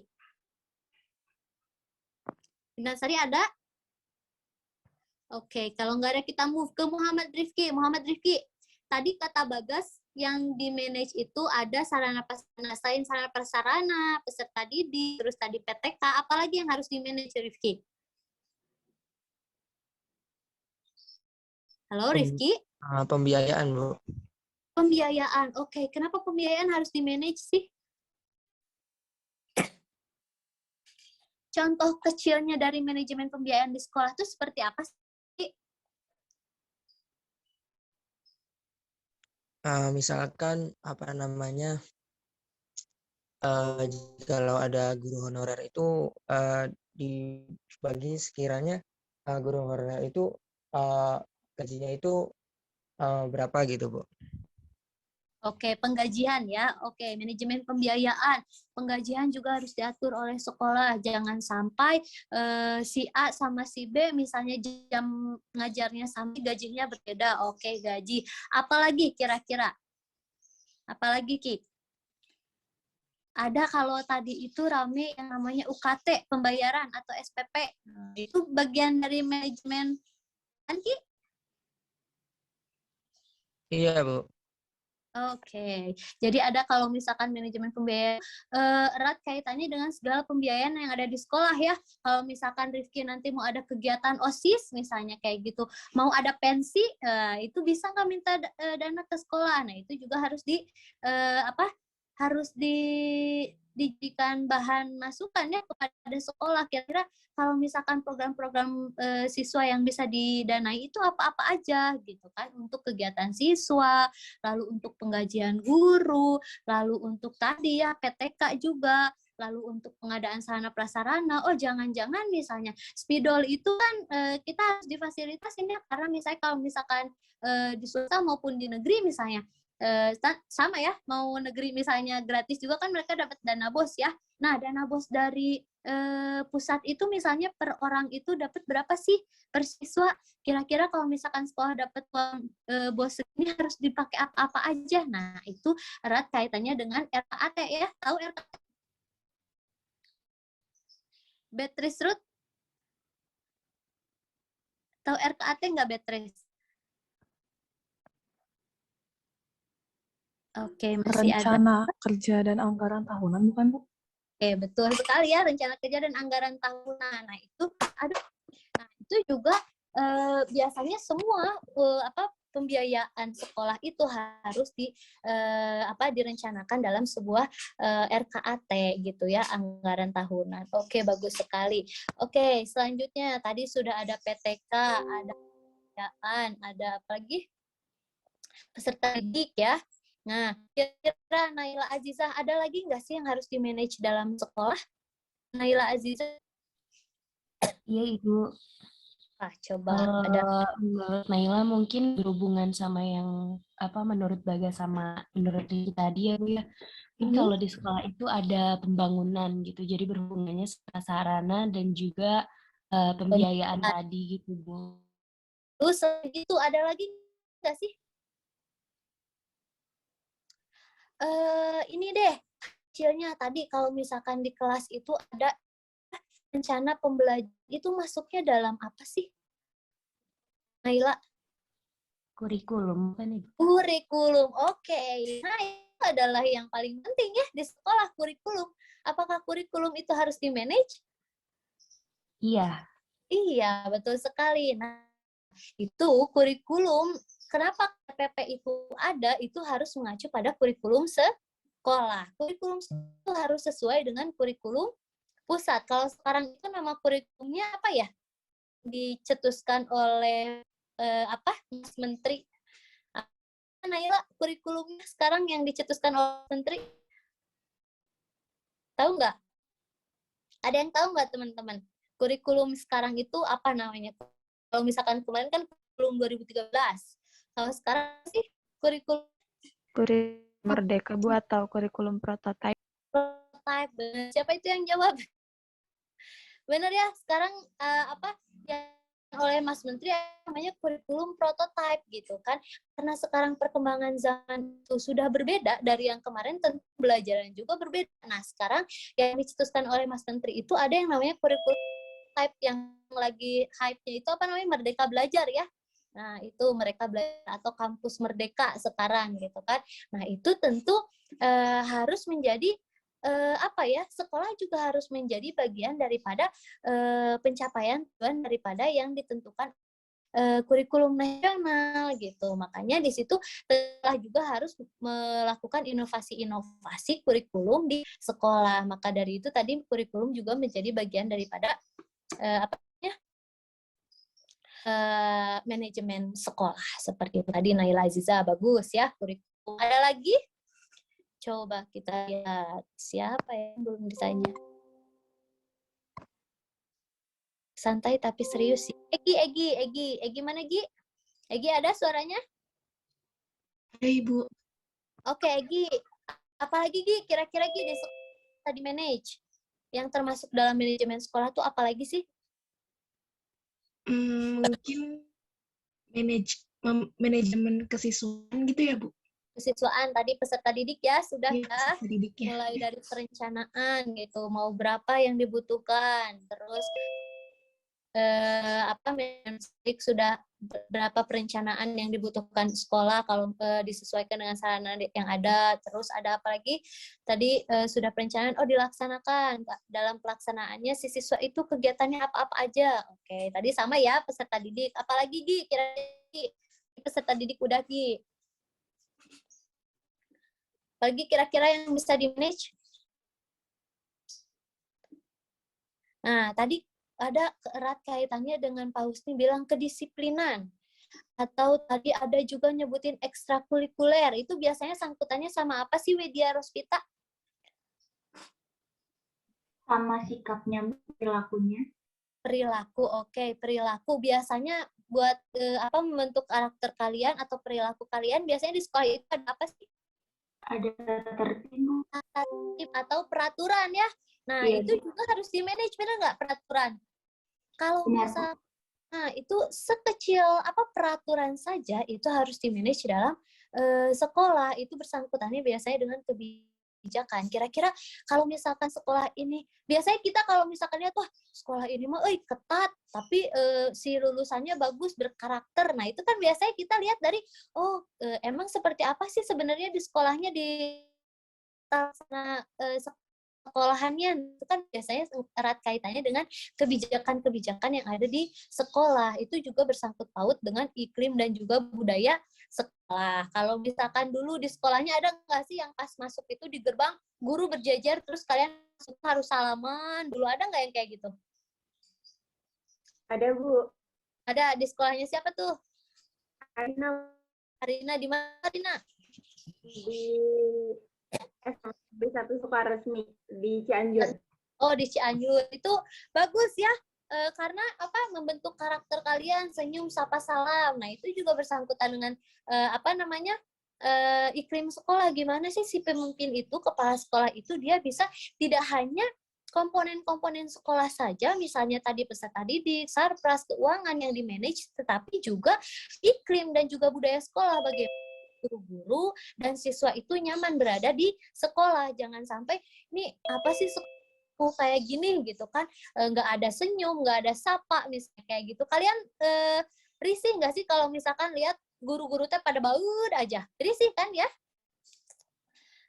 Dari itu sampai hal sekecil itu, sampai perilaku orang-orang dalam sebuah sekolah itu harus di-manage. Jadi kalau misalkan nanti Arina mau jadi kepala sekolah, Rin, tidak hanya komponen-komponen pendidikan saja, komponen-komponen sekolah yang tadi bersifatnya fisik saja yang harus di-manage, tetapi juga tadi sampai iklim bahkan budaya sekolah juga itu harus di-manage. Oke, sudah mulai panas ya? Gimana tadi Sakinah ada? Udah mulai tergambar kalau misalkan nanti jadi guru, jadi kepala sekolah, kira-kira Arina mau bikin kelas dan sekolah seperti apa sih? Udah tergambar ya, Sakinah? Sudah siap jadi guru? Siap, Bu. Mantap ya, hari ini materinya kalau kemarin masih dikasih satuan pendidikan, terus jenjang pendidikan. Nah, tentu dalam jenjang, dalam satuan pendidikan, bahkan jenis-jenis pendidikan saja, pengelolaan pasti berbeda. Pengelolaan sekolahnya pasti berbeda. Kalau misalkan kita lihat SMK dan juga SMA, apakah sarana-prasarananya sama? Enggak ya. Buat apa misalkan di SMA mereka beli mesin? Karena mereka nggak perlu praktek mesin, benar nggak? Tapi di SMK mereka karena lulusannya itu diperuntukkan untuk siap bekerja, misalnya kayak gitu, tentu prakteknya yang harus dibanyakin. Oh, berarti alat-alat prakteknya yang harus dibanyakin. Nah, seperti itu. Bahkan sampai hal sarana-prasarana yang seperti itu saja, pengelolaannya baik di sekolah formal, informal pasti berbeda. Lalu di jenis pendidikan khusus, nah khusus tadi ada siapa Andrea ya yang menyebutkan bahwa jenis pendidikan itu tadi sama Pak Husni dibilang ada apa aja, ada jenis pendidikan umum, khusus, kejuruan gitu kan. Nah, itu juga pasti si pengelolaan sekolahnya itu pasti berbeda gitu. Bahkan karakteristik siswanya aja SMK sama SMA saya yakin berbeda gitu. SMK yang teknik dengan SMK pariwisata misalnya, itu pasti berbeda. Biasanya di pariwisata itu banyaknya perempuan. SMK teknik itu biasanya banyaknya laki-laki. Itu pasti manajemen peserta didiknya juga pasti beda. Bagaimana mereka barbarnya para anak laki-laki misalnya kayak gitu, men terhadap peserta didiknya juga pasti berbeda. Nah, seperti itu. Kak, ini ada pertanyaan nggak, Kak? Sampai sini, Kak, udah mulai tergambar manajemen dan sekolah? Ada Bu pertanyaan sebelum. Oke, gimana?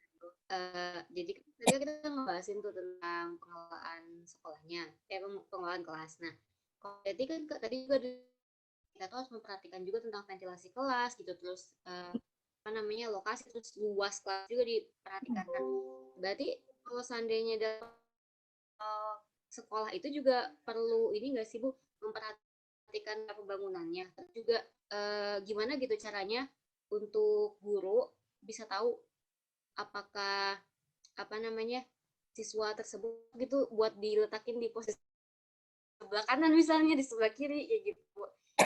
Pertanyaan dari Ibu. Oke, bagus sekali ya. Apakah sekolah itu tidak memperhatikan? Itu biasanya erat kaitannya sama apa sih? Letak geografis ya. Nah, itu ada persyaratannya, Eka. Kalau misalkan Eka baca, coba ya, undang-undang tentang manajemen sarana prasarana. Ada persyaratannya. Ketika kalian mau bikin sekolah, nih ya, para Eka yang mau bikin sekolah nih. Eka kalau misalkan mau bikin sekolah, Kak, Eka itu harus memperhatikan letaknya. Mereka itu bisa lereng misalnya kayak gitu. Itu bahkan ada mulai dari ketinggian, berapa kilometer dari jalan, berapa kilometer ketinggian dari atas laut, itu sudah ada diatur semuanya.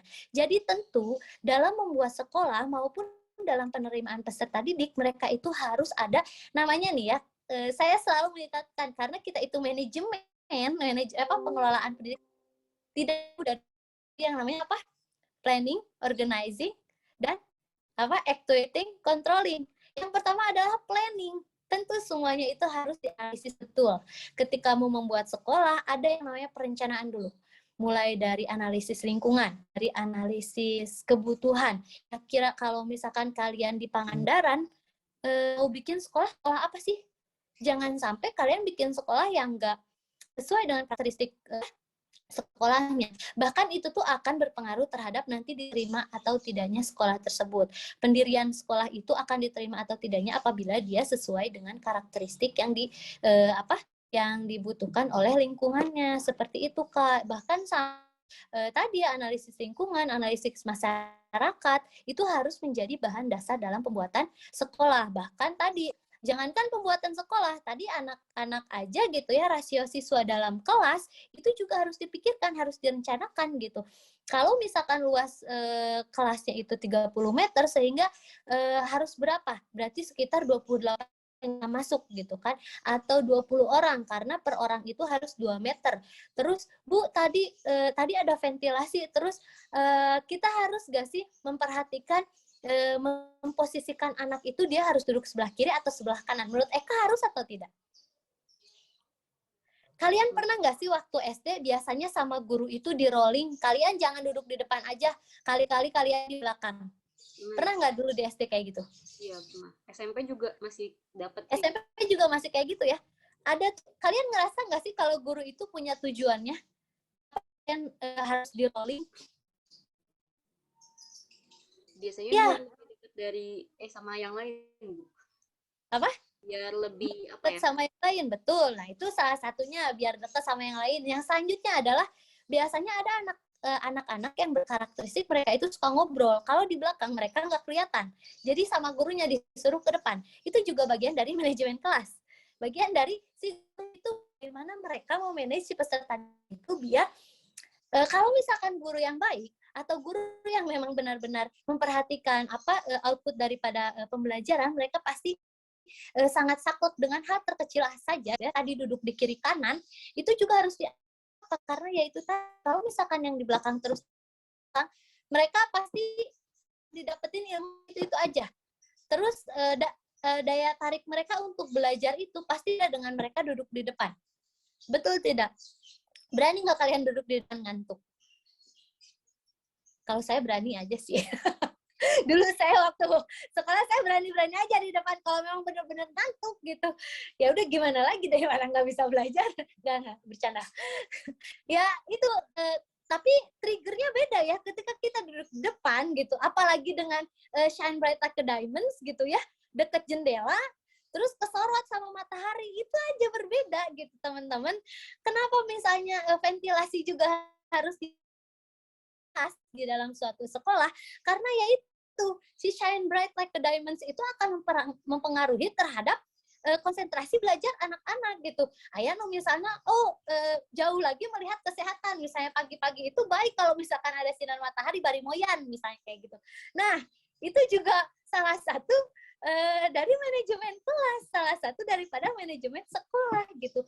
Jauh daripada hal emosional, hal apalagi konsentrasi dan kepribadian si anak untuk belajar itu juga terhadap kesehatan dan lain-lain juga berpengaruh seperti itu.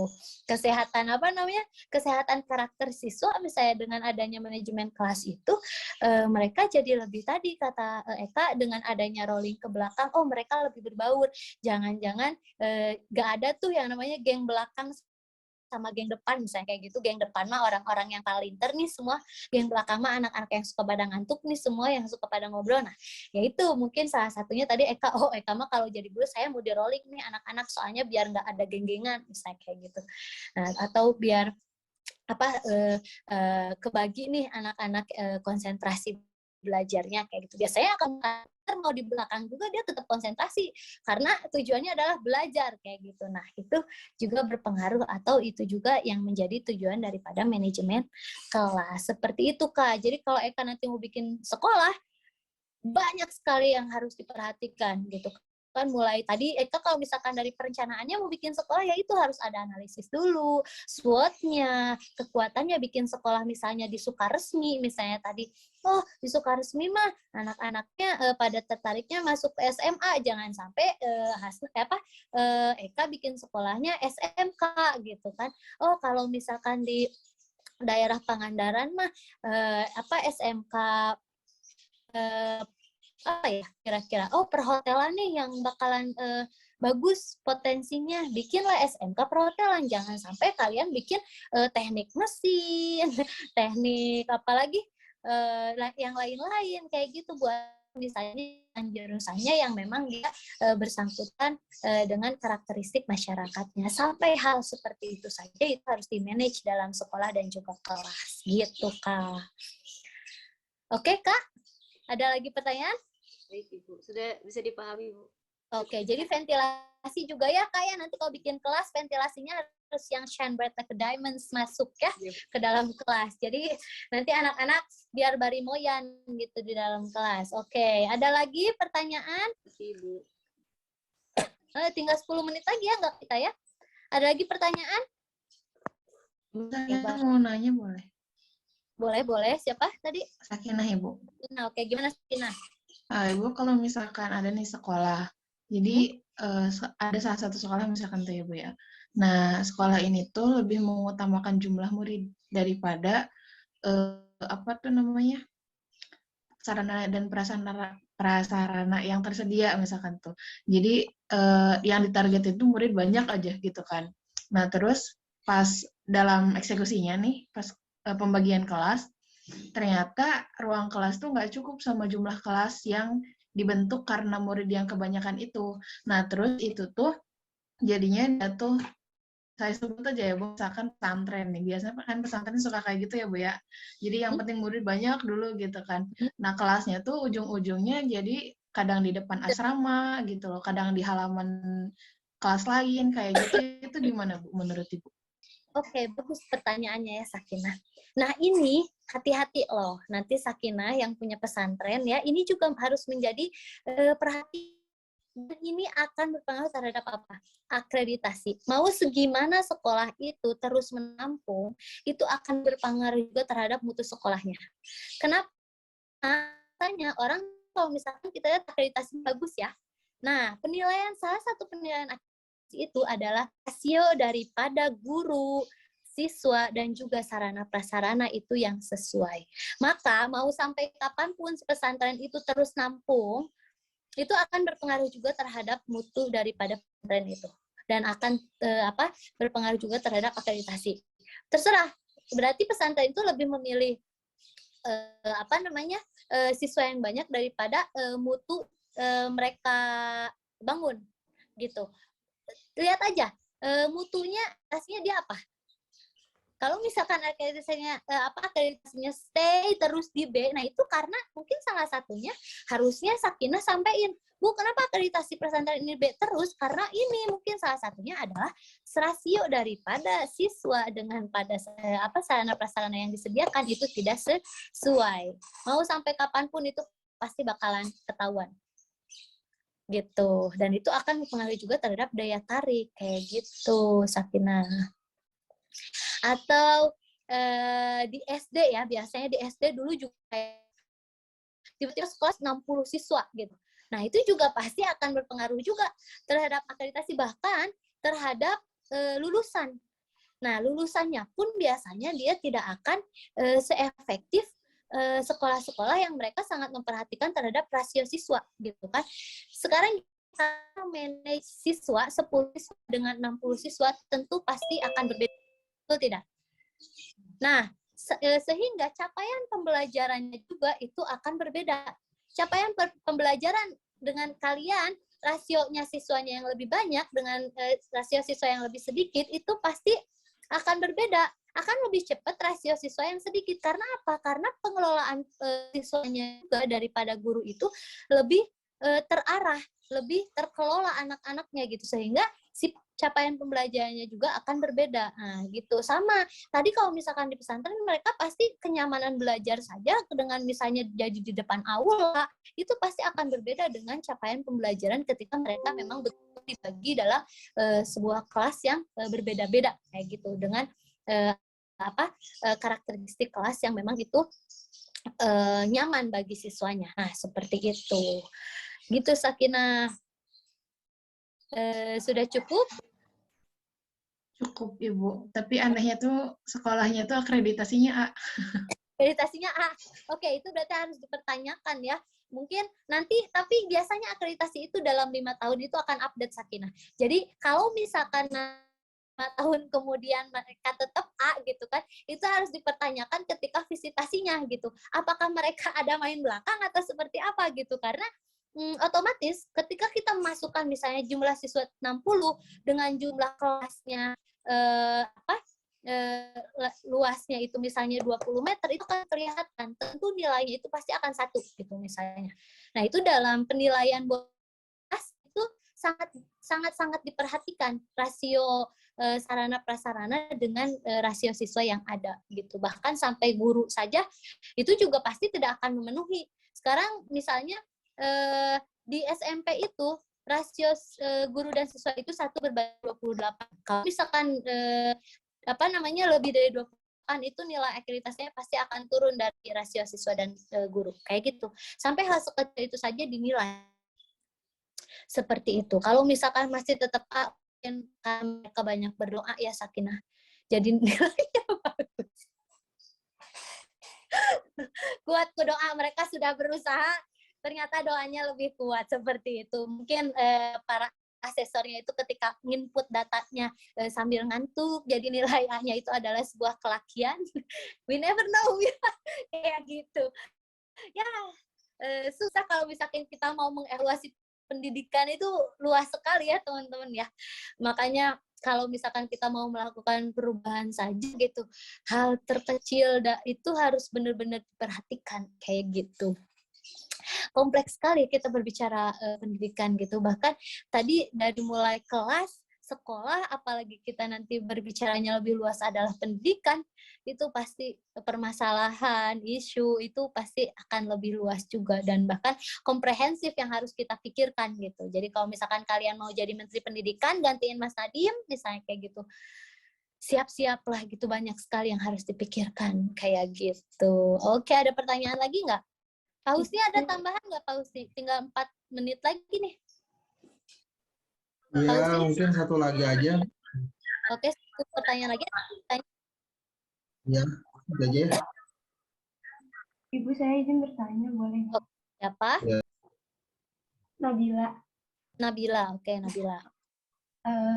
Kan tadi tuh pengelolaan sekolah tuh ada banyak ya, Bu. mulai dari sarana prasarana, terus kalau di sekolah juga harus dilihat letaknya strategis atau enggak, kayak gitu-gitunya. Nah, kalau misalnya pengelolaan sekolah yang ada di daerah terpencil yang memang jauh dari kota gitu istilahnya, kan ada yang tidak terjangkau gitu sama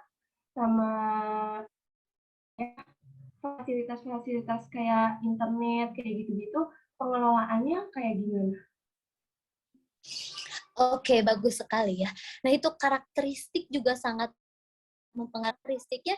Jangan-jangan ya di pedalaman itu mereka jangkau internet gitu, sehingga misalkan sekarang yang namanya kampus atau si kurikulum prototype itu misalnya belum siap diterapkan di pedalaman misalnya, seperti itu ya. Bagus sekali pertanyaannya. Nah, itu seperti apa, Bu? Nah, balik lagi, sekarang sebagai pimpinan sekolah, tentu apa sih yang menjadi tujuan kalian? Yang menjadi tujuan kalian itu adalah lulusan para pendidik, para peserta didik ya. Jadi biasanya walaupun misalnya kurikulum yang diterapkan oleh pusat itu adalah kurikulum prototype, tapi balik lagi sekolah itu diberi keleluasaan untuk membuat yang namanya kurikulum sekolah. Makanya di sekolah itu biasanya mereka ada yang namanya kurikulum sekolah. Setidaknya mereka mengacu pada pusat, tetapi mereka diberi otoritas untuk bisa mengelola atau mengembangkan kurikulum sekolah sesuai dengan karakteristiknya masing-masing. Sehingga tentu mau di pedalaman, di perkotaan, mereka mempunyai warna atau sistem persekolahan yang berbeda-beda tergantung pada sekolah itu mau membawa seperti apa. Yang penting tujuan daripada pendidik peserta didik itu bisa tercapai seperti itu. Nah, tapi sekarang itu bahkan di pemerintah mereka itu menggelontorkan dana alokasi khusus untuk sekolah-sekolah yang ada di pedalaman. Misalnya kayak sekarang itu ada di Papua dan Kalimantan itu, mereka mendapatkan dana alokasi yang lebih besar daripada dana alokasi pendidikan di perkotaan-perkotaan, seperti itu, Nabila. Jadi yang menjadi salah satu permasalahan dari pendidikan itu salah satunya adalah pemerataan ya. Pendidikan luas dari Indonesia itu sangat-sangat luas gitu, sehingga tentu pemerataan pendidikan juga masih belum merata sampai saat ini gitu. Nah, namun pemerintah itu masih terus berupaya untuk meningkatkan pemerataan pendidikan yang sama seperti itu. Baik itu nanti di perkotaan maupun di pedesaan, mereka akan mendapatkan kurikulum, sebenarnya kurikulumnya sama, tapi di situ bagaimana sekolah itu bisa mengembangkan. Biasanya ada MBS, manajemen berbasis sekolah. Silakan sekolah itu memiliki otoritas yang otoritas sendiri untuk bisa mengembangkan sekolah itu mau dibawa kemana dan seperti apa. Nah, seperti itu. Nah, bahkan di Papua dan Kalimantan dana beasiswa yang besar-besaran untuk mahasiswa-mahasiswa Papua dan juga Kalimantan yang disebar di berbagai universitas yang ada di Indonesia, seperti itu. Waktu itu angkatan PAUSNI itu banyak sekali mahasiswa Papua. Nggak tahu sekarang masih ada atau tidak ya beasiswa Papua. Kalau nggak salah kayaknya masih ada, tidak hanya di perguruan tinggi negeri tapi juga di swasta. Mereka sampai betul-betul dikasih gitu beasiswa full funded, sampai uang jajan, uang tinggal, biaya pendidikan itu ditanggung oleh pemerintah. Karena yaitu salah satunya adalah untuk pemerataan pendidikan. Seperti itu, Nabila. Jadi ya kita berdoa dan banyak berusaha ini untuk para guru-guru merdeka ya, para calon guru-guru merdeka. Maka dari itu pendidikan itu menjadi tanggung jawab bersama ya, sehingga untuk meratakan pendidikan di Indonesia itu menjadi tanggung jawab bersama ya, apalagi kita sebagai seorang guru gitu ya.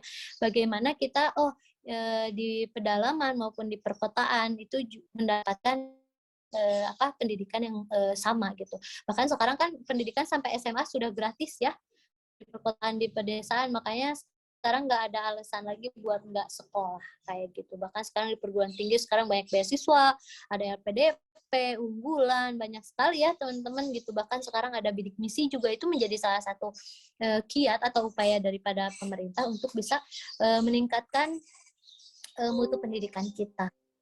Tuh, oke Nabila? Baik Ibu, sudah terjawab. Terima kasih, Ibu. Oke. Ya, makanya nih kalian orang-orang kota kalau misalkan nanti ada pembukaan CPNS di pedalaman teh ambil aja gitu. Sebagai apa namanya? Jangan mau di kota-kota aja ya. Sebagai pengabdian gitu, pengabdian dan juga ya peluang. Kalau misalkan di kota misalnya peluangnya cuma 1 jadi guru, sedangkan berbondong-bondong sarjana kimia yang ada di perkotaan ada sekitar 30 angkatan kalian aja gitu kan. Itu kakak tingkat yang kalian kemarin masih belum terima misalnya kayak gitu. Nah, bahkan nanti guru honorer itu kan akan dihapus ya gitu.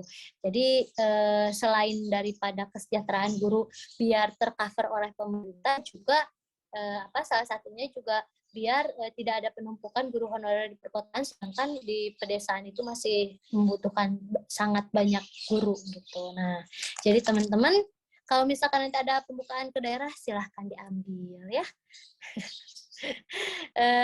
Seperti itu. Ada pertanyaan lagi? Sudah habis ya, lebih 3 menit kita kasih dan sekali. Iya, Lala. Oke, kalau gitu Pak Husni cukup sekian. Biasanya teman-teman coba dilihat di spot, saya sudah kasih tugas ke kalian. Kalian udah belum pernah dikasih tugas kan ya sama Pak Dedi? Jadi biar agak warna kata Pak Dedi, tolong dikasih tugas ini anak-anak. Oke, di situ saya sudah kasih tugas. Silakan kalian berkreasi. Silakan tadi Eka mau bikin sekolah, tuangkan di situ. Bagaimana menurut kalian sekolah dan kelas yang ideal itu? Coba kalian bereksplorasi ke negara-negara lain gitu ya, jangan cuma lihat di Indonesia, atau bahkan di Indonesia juga banyak gitu ya. Kelas atau sekolah ideal menurut kalian itu seperti apa? Silakan digambarkan, boleh pakai PPT, boleh pakai video, misalnya kalian bikin video boleh banget. Silakan dicek aja ya. Yang menurut kalian itu kelas dan sekolah ideal itu seperti apa, dan berikan alasan, kasih contohnya gitu. Mudah sekali ya, silakan. Jadi ya kalian yang ingin bikin sekolah boleh di situ bikin prototipenya di pertemuan kali ini, di tugas pertemuan kali ini. Oke, cukup sekian dari saya. Assalamualaikum warahmatullahi wabarakatuh. Baiklah Pak Husni. Waalaikumsalam warahmatullahi wabarakatuh. Ya, terima kasih Bu Lala atas penyampaiannya. Jangan lupa teman-teman yang kerjainnya tugasnya. Perhatikan lagi itu deadline-nya kapan. Deadline-nya nanti sampai minggu depan hari Kamis Ya. Kamis jam 20. Nah, gitu. Dikhawatirkan jangan mepet-mepet ya, karena sering juga kalau misalnya ada tugas itu kalau mepet-mepet tuh spotnya sering error, aneh. Gitu. Betul. Jadi karena yang nggak masuk ke spot berarti nggak masuk gitu ya. Tugasnya. Berarti sama kelas yang lain, Bu. Kenapa? Sama kelas yang lain ya, perlu dikasih tahu ya. Nggak usah kelas ini aja. Karena kelas yang lain nanti kasih tugasnya biar kita meriksanya nggak banyak-banyak, Pak Usti. Oh ya, satu-satu Mereka aja. juga nggak usah terlalu tiap pertemuan dikasih tugas. Minggu depan baru kelas kimia A yang dikasih tugas. Oke, makasih. Ringankan tugas kita juga, Pak Usti. Ya, sama Korea juga kan ya, hari Rabu ya. Ya, Korea nanti kita pertemuan selanjutnya kita kasih tugas. Korea dikasih kayaknya. Korea sudah pernah dikasih tugas waktu pertemuan awal-awal sama Pak Dedi. Oke, baik. Terima kasih Bu Lala ya teman-teman. Seperti itu ya. Kapan juga materi pada minggu ke depan itu materi tentang kepemimpinan pendidikan. Itu asik banget. Jadi teman-teman bisa baca-baca dulu dari sekarang, mempersiapkan bahan-bahan yang perlu disiapkan ya. Nanti agar diskusinya rame lagi ya kayak tadi. Gitu. Dan diharapkan teman-teman juga nanti on cam ya. Jadi para off cam udah kemana ini? Ya, yang on cam coba sampai sekarang 37 tersisa. Tadi 42. 37 pada kemana nih? Nanti PJ dikoordinir ya, tolong dicatat ya ini mana yang nggak hadir dan tiba-tiba keluar di lapangan di jalan. Seperti itu ya teman-teman, karena tadi dibuka dengan doa, sekarang juga ditutup dengan membaca hamdalah ya, alhamdulillah amin. Mohon maaf apabila dari saya, dari Bu Lala, dari Pak Dedi banyak kesalahan. Bila itu hidayah, assalamualaikum warahmatullahi wabarakatuh. Salam sehat semuanya. Ya, sehat semua ya.